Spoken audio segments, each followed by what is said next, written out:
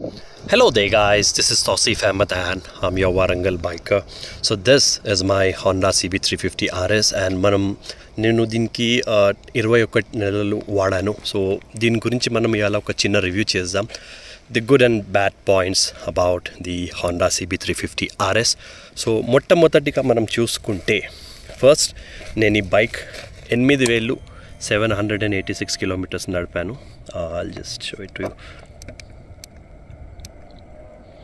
8,786 kilometres. So మనం కనుక ఈ బైక్ గురించి మాట్లాడుకుంటే ఇదొక హోండాది మంచి ఆఫరింగ్ అండి, చాలా మంచి బైక్ 350cc. సో మనం దీని గురించి అడ్వాంటేజెస్ కనుక మాట్లాడుకుంటే the first and foremost thing ఏంటంటే ఈ బైక్ ఎంజిన్ అండి, చాలా refined powerful long stroke engine with tall gearing. అయితే మనకేంటంటే 4th గేర్లో కూడా మీరు రోజు మొత్తం 100 కిలోమీటర్ స్పీడ్లో నడపచ్చు. ఇంకొకటి ఏంటంటే ఈ బైక్లో రియాలిటీ ఒక మంచి ఫీచర్ ఏంటంటే పెద్ద ట్యాంక్, 15 లీటర్ల ట్యాంక్. దాదాపు మార్కెట్లో వచ్చే ప్రతి ఒక్క బండికి తక్కువ రేంజ్ ట్యాంక్స్ వస్తున్నాయండి, 12, 11. మనం కనుక ఇప్పుడు రాయల్ ఎన్ఫీల్డ్ గరిల్లా చూసుకున్న దానికి 11 లీటర్ల ట్యాంకే ఉన్నది, దీనికి 15 లీటర్లు. సో ప్లస్ దీని మైలేజ్ కూడా చాలా బాగుంటుంది, 15 లీటర్స్ ప్లస్ బెటర్ మైలేజ్. అంటే ట్యాంక్ రేంజ్ చాలా బాగుంటుంది. ఇప్పుడు నాకు వచ్చే మైలేజ్ నేను మీకు చూపెడతానండి. This is the average which I am getting, 39.7 kilometers per liter. దీనికి మనం యావరేజ్ ఈకో మోడ్లో రైడ్ చేస్తే చాలా మంచి మైలేజ్ వస్తుందండి. దాని తర్వాత ఏంటంటే నేను చాలాసార్లు టెస్ట్ కూడా చేశాను, ఒక్కొక్క లీటర్ 2 లీటర్స్ వేసి. ఎక్కువ శాతం నేను హాఫ్ ట్యాంక్ అంటే పైనే పెడతాను. ఫ్యూల్ పంప్ పాడవుతుంది, నేను ఒక్కొక్కసారి జస్ట్ ఏసీ చూసి నడిపి చూశాను. సో నాకు సిటీలో కూడా 36, 37 అలా వచ్చింది మైలేజ్. ప్లస్ ఇంకొక బెనిఫిట్ ఏంటంటే మనకి మోటార్ సైకిల్స్ ఉన్న రేంజ్లో తక్కువ మైలేజే వస్తాయి చాలా బండ్లకు, కానీ దీనికి మైలేజ్ చాలా బాగుంది. ఇంకొకటి ఏంటంటే ఈ బండికి ఫోక్ గేటర్స్ వస్తాయండి. దీనివల్ల లాభం ఏంది, చాలామంది అడుగుతారు ఇవి రబ్బర్స్ ఎందుకు ఇస్తారు. కంపెనీ ప్రతి ఒక్క బైక్కి ఇదొక కారణం వల్ల ఇస్తుందండి. ఏంటంటే షాక్ అబ్జార్బర్ ఆయిల్ సీల్స్ పాడవ్వకుండా, రైట్. పొరపాటున మీరు ఎక్స్పోజ్డ్ ఫోక్ ఉన్న నడుస్తుంది, ఆయిల్ సీల్స్ పాడగావు. ఇది ఉంటే డస్ట్ అవి మట్టి పడకుండా మీరు ఆఫ్ రోడింగ్ చేసినా దాని లైఫ్ అనేది పెరిగిపోతుంది. ప్లస్ ఏంటంటే ఈ బైక్లో ఇంకొక స్ట్రాంగ్ పాయింట్ మనకి టైర్స్. అంటే నేను స్పెసిఫిక్గా మాట్లాడేది Honda CB350 RS గురించి అండి, not the highness are CB350. మనం కనుక ఇక్కడ చూస్తే 150mm టైర్ ఉంది. దీనివల్ల అసలు రోడ్ గ్రిప్ అనేది చాలా చాలా చాలా బాగుంది. హైనెస్ అండ్ CB350 కంటే RS road grip it's really excellent అండి. ఇంకొకటి ఏంటంటే మనకి ఈ బైక్లో ట్రాక్షన్ కంట్రోల్ సిస్టమ్ ఉంది. ఎప్పుడైనా మీరు సడన్గా రేస్ చేస్తే బైక్ ట్రాక్షన్ అంటే ఆటోమేటిక్గా ట్రాక్షన్ లూజ్ అయిపోయి ట్రాక్షన్ కంట్రోల్ అవుతుంది, రైట్. దానివల్ల మీరు పడకుండా that will ensure your safety, right. దాని తర్వాత మనం కనుక చూసుకుంటే ఇక్కడ మీకు ఈ బైక్లో Honda CB350 RSలో మనకి చాలా పెద్ద టైర్ వస్తుంది. ఫ్రంట్ టైర్ నాకు తెలిసినంత వరకు 18 ఇంచెస్ అనుకుంటా అండి, if I read it exactly. 18 or 19 inches ఉన్నది ఫ్రంట్ టైర్. దీనివల్ల మనకు చాలా మంచిగా పర్ఫార్మెన్స్ ఉంటుంది రోడ్ మీద. ప్లస్ డ్యూయల్ హార్న్స్ అయితే నేను వేయించుకున్నాను ఇవి. Plus all LED equipment, right. చూడ్డానికి కూడా చాలా బాగుంటుంది బైక్. ఇంకొకటి ఏంటంటే మనకి లాంగ్ రైడ్స్ మీద అసలు ఈ బైక్ అనేది పర్ఫెక్ట్ అండి. For touring if there is any bike I would say Honda CB350 RS or Dominar or Highness and Royal Enfield, ఇవన్నీ చాలా మంచి బైక్స్. కానీ personally I feel this is better because of the engine. దీని life బాగుంటుంది. Plus Honda Japanese reliability's way too ahead compared to other typical brands which are quite decent. మనకి Indian brands కూడా చాలా బాగుంటాయి నో డౌట్, కానీ దానికంటే ఇది better అండి. ఇంకొకటి ఏంటంటే మనకి ఇక్కడ ఈ బైక్లో మెయింటెనెన్స్ మనం మాట్లాడుకుంటే slightly on the expensive side. ఎందుకంటే సర్వీస్ కాస్ట్స్ మనకు కొంచెం ఎక్కువ ఉంటాయండి, రైట్. అంటే ఒక 13, 14, 1500 లేబర్ ఛార్జ్ ఉంటుంది. కానీ మీరు ఇలాంటి బైక్స్ మెయింటైన్ చేస్తే తప్పకుండా సర్వీస్ కాస్ట్ అనేది తప్పదండి, రైట్. ఇంకొకటి ఏంటంటే ఈ బైక్ గురించి మంచి పాయింట్ నాకు నచ్చింది, దీని థంప్ ఎగ్జాస్ట్ నోట్. నేను జస్ట్ స్టార్ట్ చేసి మీకు చూపెడతాను.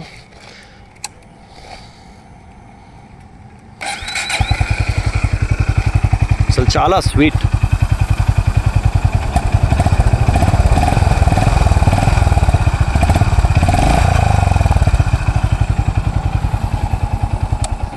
So exhaust note is very mild and sweet.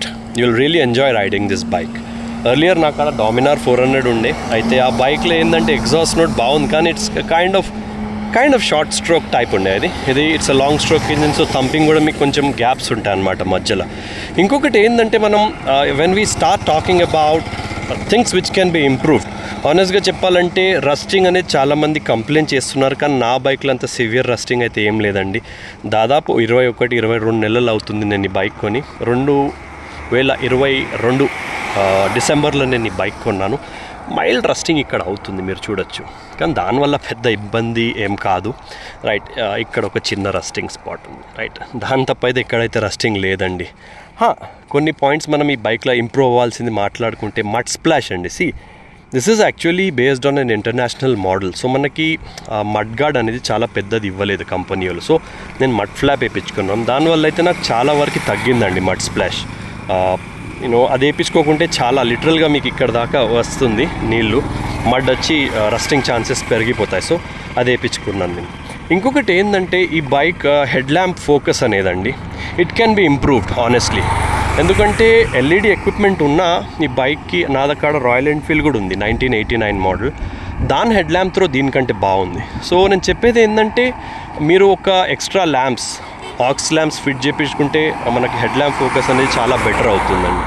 Right, and all LED equipment bike, head lamp, indicators and tail lamp. ఇంకొకటి ఏంటంటే మనకి వెనక్కి కూడా కొంచెం మడ్ స్ప్లాష్ ఎక్కువ ఉంది. సో వెనక మీరు టైర్ హగ్గర్ వేయించుకుంటే ఇట్స్ బెటర్. ఇంకొకటి ఏంటంటే నేను ఇక్కడ ఏం చేశానంటే హీరో హెచ్ఎఫ్ డీలక్స్ది మడ్ ఫ్లాప్ వేయించుకున్నాను. 20 రూపాయలది కొన్నాను, కొన్ని ఫెవిక్విక్ పెట్టేసి అతక పెట్టుకున్నాను. ఎందుకంటే ఇక్కడ కొన్ని లైక్ ఏమంటారు మనకి ఎలక్ట్రికల్ కాంపోనెంట్స్ ఉన్నాయి, దాని మీద నీళ్ళు పడకుండా 30 రూపీస్లో 10 రూపాయల ఫెవిక్విక్ అది వేయించుకుంటే చాలా సెట్ అయిపోయింది. ఇంకొకటి రస్టింగ్ మీరు ఇక్కడ చూడొచ్చు కదా, అంత ఘోరంగా ఏం లేదండి. మనం క్లియర్గా మెయింటైన్ చేసుకుంటే రస్టింగ్ అనేది ఉండదు అసలు.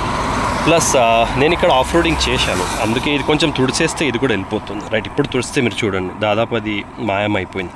సస్పెన్షన్ అయితే చాలా ఎక్సలెంట్ అండి. మీరు మైల్డ్ ఆఫ్ రోడింగ్ చేస్తే చాలా బాగుంటుంది బైక్. యాక్చువల్గా చెప్పాలంటే హార్డ్ కోర్ ఆఫ్ రోడింగ్ అయితే పనికిరాదండి, ఎందుకంటే ఆఫ్ రోడింగ్కి సెవరల్ బైక్స్ ఉన్నాయి. హోండా ట్రాన్స్ ఆల్ప్ ఉంది, మీకు గనక బడ్జెట్లో కావాలంటే హీరో ఎక్స్పల్స్ ఉంది. దీని గ్రౌండ్ క్లియరెన్స్ దాదాపు 166-168 mm ఉంది. So hard core off roading నేనైతే అడ్వైస్ చేయను. ఇక్కడ నేను ఇది ఎక్స్ట్రా వేయించుకున్నాను, దీనివల్ల మనకు ప్రొటెక్షన్ ఉంటుంది. ప్లస్ షోరూమ్ తోటి ఒక బ్యాష్ ప్లేట్ కూడా వస్తుంది బైక్కి కింద, సో మీకు ఇబ్బంది పడాల్సిన అవసరం లేదు. రైట్, ఇంకొకటి ఏంటంటే మనకి బైక్లో ఇంప్రూవ్ చేయాల్సింది మిర్రర్స్ అండి. మిర్రర్స్ ఏంటంటే I'm not saying they are bad, కానీ మనకు నడిపేటప్పుడు వెనుక్కున్నది చాలా వైడ్గా కనబడకపోవచ్చు. సో మీరు వేరే బైక్ మిర్రర్స్ లైక్ అవెంజర్వి క్రోమ్ మిర్రర్స్ వేసుకుంటే ఇంకా బాగుంటుంది. Right, and all in all చాలామంది ఏం చెప్తున్నారంటే CB350 RS అసలు కంఫర్టబుల్ అంటే, ఆనెస్ట్గా చెప్తున్నాను, if you are use to cruisers this will not be very comfortable for you. మీరు కనుక రాయల్ ఎన్ఫీల్డ్ మీటియార్ అవి ఇవి నడిపితే మీకు ఇది చాలా కంఫర్టబుల్ అవ్వకపోవచ్చు. ఎందుకంటే అండి దీనికి 2 రీజన్స్ ఉన్నాయి, నేను చెప్తాను. ఫస్ట్ థింగ్ ఇస్ దాట్ దీని ఫుట్ పెగ్స్ రియర్ సెట్ వెనక్కు ఉన్నాయి, మీరు చూడొచ్చు. రైడర్ ఫుట్ పెగ్స్, హ్యాండిల్ కూడా కొంచెం ముందుకుంది. సో దీని riding position kind of CBR 250కి సిమిలర్గా ఉంది. సో అంత ఇబ్బంది అవ్వదు. ముందు మీకు కొంచెం ఇబ్బంది కనపడచ్చు. నేను ఈ బైక్ కొన్నప్పుడు కూడా I was use to Dominar and Avenger, so నాకు కొంచెం ఇబ్బంది అనిపించింది. కానీ కొన్ని రోజుల తర్వాత I got use to it. 350 kilometres నడిపినా అసలు నాకు ఏం పెయిన్ లేదండి. ఇప్పుడైతే ఇట్స్ రియలీ గుడ్ అనమాట. ఇంకొక డ్రాబ్యాక్ అయితే నేను చెప్పాను, ఇది ఆ కంపెనీ ఏం ఇంప్రూవ్ చేయొచ్చు అంటే కొంచెం పెయింట్ క్వాలిటీ ఇంప్రూవ్ చేస్తే ఇట్స్ గుడ్ అండి. రైట్, మనకి Honda CB350 RS it's a very good motor cycle. Power, mileage and performance, right, ఈ మూడు ఈ bike it's a కాంగ్లోమరేట్, it's a mix of all these things అనమాట. సో ఎవరైతే మన తెలుగు సొసైటీలోకి వెళ్ళి కొనాలనుకుంటున్నారో కన్ను మూసి బండి కొనొచ్చు. కొందరు వాబ్లింగ్ అంటున్నారు. వాబ్లింగ్ ఫోర్క్ కాన్సెప్ట్ డ్యామేజ్ అయినా కొన్నిసార్లు టైర్స్ డ్యామేజ్ అయినా అవుతుంది, కానీ కొన్ని బైక్స్కి ఉంది వాబ్లింగ్, అది నేను వాస్తవంగా చెప్తాను. నా బండి 90 to 100 రేంజ్లో హ్యాండిల్ వదిలేస్తే వాబ్లింగ్ అవుతుంది మైల్డ్గా, కానీ అంత సీరియస్ గేమ్ లేదండి వాబ్లింగ్.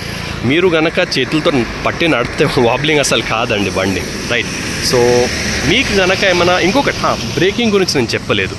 ఈ బైక్ బ్రేక్స్ అయితే చాలా సూపర్ అండి. 90 to 100 స్పీడ్లో కూడా మీరు హాయిగా బండిని ఆపుకోవచ్చు, కంట్రోల్ చేసుకోవచ్చు. బికాజ్ RSకి మనం కనుక చూస్తే దీని టైర్స్ వెనక్క టైర్ అయితే అసలు చాలా లావు ఉంది. దీనివల్ల రోడ్ గ్రిప్ కూడా వస్తుంది, plus combined with dual channel ABS this bike is even better, right. So ఒక రిలయబుల్ బైక్ కావాలంటే మీరు తప్పకుండా ఇది కొనుక్కోవచ్చు. అసిస్టెంట్ స్లిప్పర్ క్లచ్ కూడా మనకు వస్తాయి, రైట్, ఈ బైక్లో ఉంటుంది. సో దానివల్ల డౌన్ షిఫ్టింగ్ అనేది చాలా చాలా చాలా ఈజీగా ఉంటుంది. అది రాయల్ ఎన్ఫీల్డ్లో మనకు క్లాసిక్లో, మీటియార్లో, హంటర్లో ఈ ఫీచర్స్ లేవండి. Plus tubeless tyres.